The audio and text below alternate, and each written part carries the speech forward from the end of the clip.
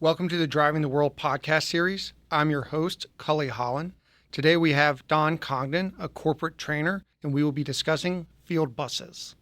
Hey, Don, thanks for joining me again. Yeah, nice to be back, Cully.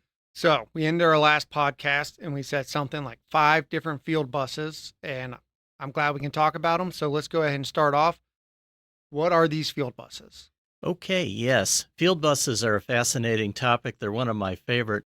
Actually, there's more than five. When I said five, I was talking about the way you program PLCs. But let me give you a list of field bus standards. And this is not an exhaustive list, but it's the ones that SEW Eurodrive currently supports in its Movi-C portfolio. They include Profibus, Profinet, Ethernet IP, Modbus TCP, EtherCAT, and Ethernet PowerLink. So Okay, quite a few. there we go. I mean, we're already starting off with a bang. There's numerous field buses there. And it's nice to know that SCW is working with all of them and can communicate with all of them. So are they all relatively the same setup? Is there any difference between maybe one or two of those that we should really know about before we dive into kind of this topic even more? Well, that's kind of a yes-no answer.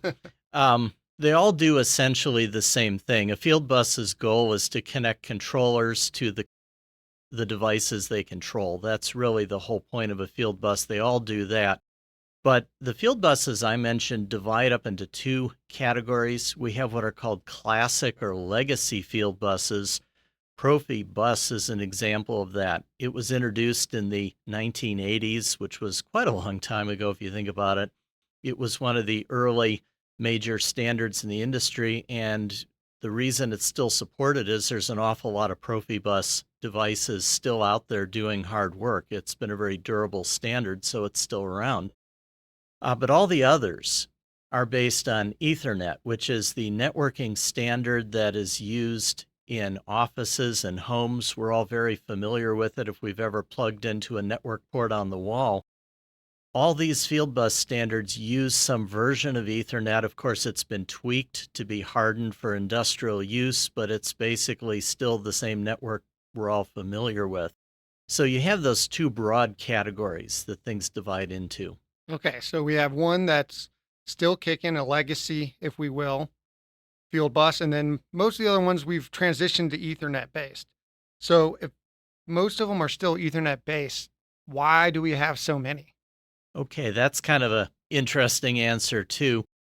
The reason is many industry leaders, and especially the developers of PLCs, programmable logic controllers, in the 90s, early 2000s, they realized that your classic standards like Profibus were getting a little long in the tooth. They really weren't up to all the things that industry wanted to do, so they started transitioning to Ethernet-based standards.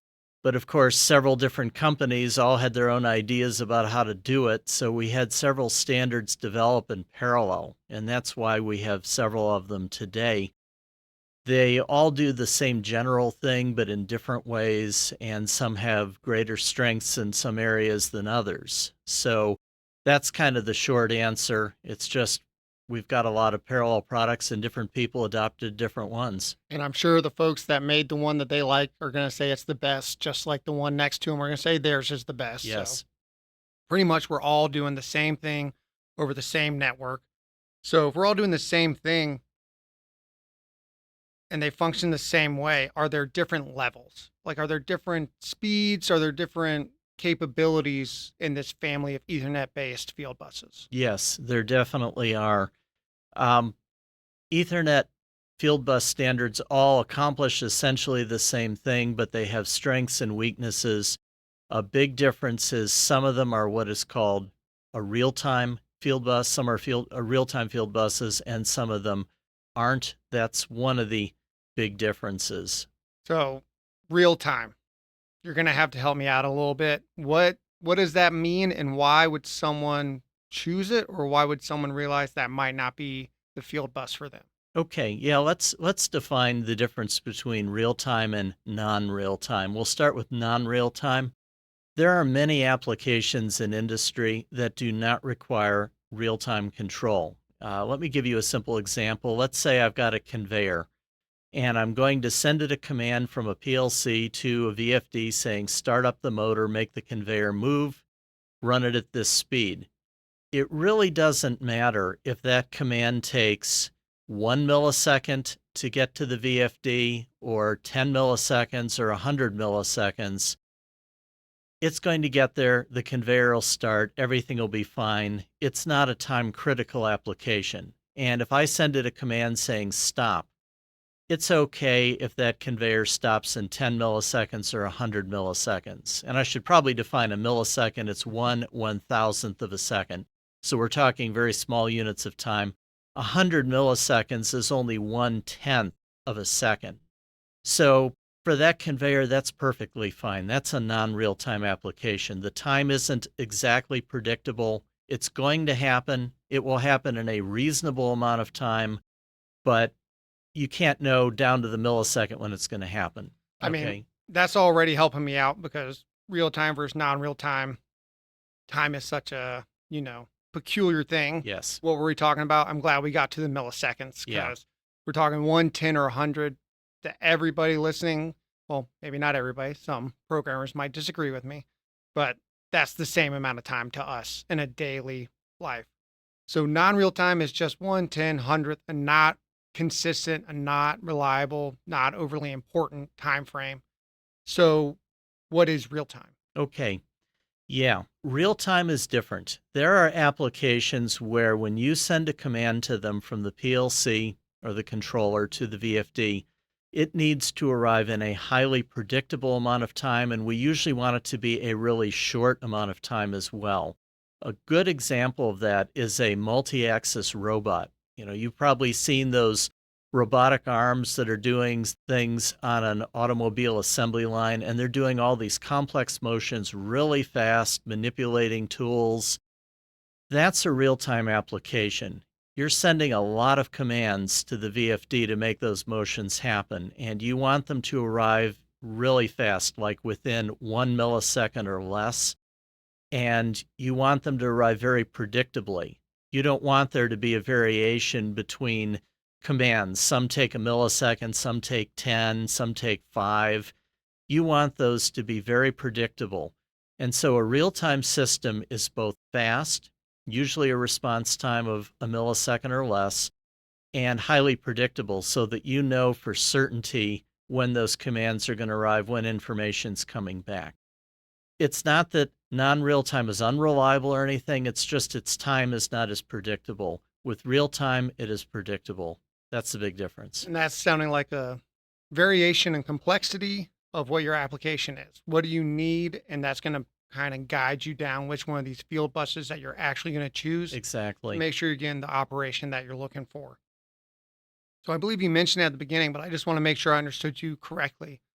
All these field buses we have talked about, the legacy, the Ethernet, these are all supported by SCW Eurodrive. And is that necessarily common out there in the industries? No, it actually isn't, and that's really a strength, I'd say, of SCW Eurodrive.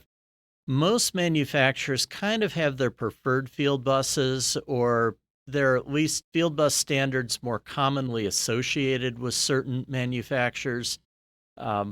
Therefore, manufacturers tend to bias towards one standard that they support heavily, and maybe they support the others, but to a lesser degree, or you have to use third-party components to integrate it in. With SCW, our attitude is we want to be able to talk to virtually anything. If you've got a PLC on a field bus, we want it to be able to talk to our VFDs and controllers and products without difficulty. And that is why we support all those standards I've mentioned. And also, we're giving you all those standards because we want you to have the flexibility to handle whatever your application needs. For example, if you need a non-real-time application, then Profinet works fine, Profibus works fine, Ethernet IP works fine. If you have a real-time application, then EtherCAT or Ethernet PowerLink might be a better choice. Although I will mention that Profinet actually does have a real-time mode, but a lot of people don't necessarily use it. It's less common in that. So EtherCAT and Ethernet PowerLink are good. The point is we're covering you whatever you need. And I mean, flexibility, customization options, and being able to work with what is already existing has to be a benefit for a lot of our listeners and a lot of our customers. So we've talked about a lot of field buses, and you have to forgive me, but I've heard this term floating around working here at SCW called S Bus Plus. So is this a field bus or is it just something we have with our own VFDs and controllers? Okay, yes, S Bus Plus.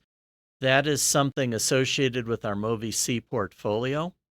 It stands for System Bus. That's what the S is in S Bus. It is indeed a field bus. It is a field bus that we call a system bus because it's meant primarily to be used between our controllers and our VFDs. Now, you will find S Bus Plus on many of the control cabinet VFDs and some of the decentralized VFDs. And it's designed primarily to talk to SCW controllers running Movi kits. And we're not going to be able to talk about Movi kits today. That's a whole other thing, but I know we've had some podcasts where other guests have talked about that. Anyway, though, we use S Bus Plus for that. Now, here's kind of an insight into what it really is. It's EtherCAT underneath the hood. So Okay. it's using the EtherCAT field bus standard, which you remember is a real-time standard. It's got a response time of 1 millisecond or better, and it's highly predictable. And that's why we use it as a system bus between our controllers and our VFDs, so we get that high predictability response time. And our Movi kits can run those VFDs just beautifully because we've got that. So also, just here's an extra little hint.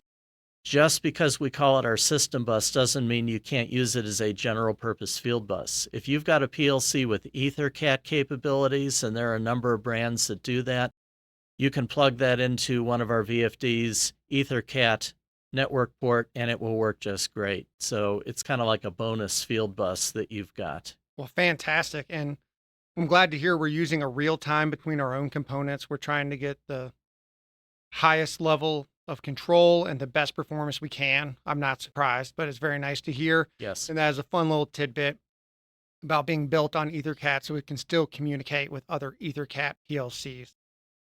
I know I've learned a lot about field buses in this short conversation. Is there anything we missed? Anything else you want to talk about? Or is that a pretty good summary of what we wanted to discuss? Yes, I'd say that's a pretty good summary. If you've got field bus needs, then just reach out to us, and we've got the people here who can point you in the right direction, help you sort through all the choices and pick the one that works for you. Well, fantastic. Don, as always, I really appreciate you joining me today. Thank you, Cully. Nice to be here again.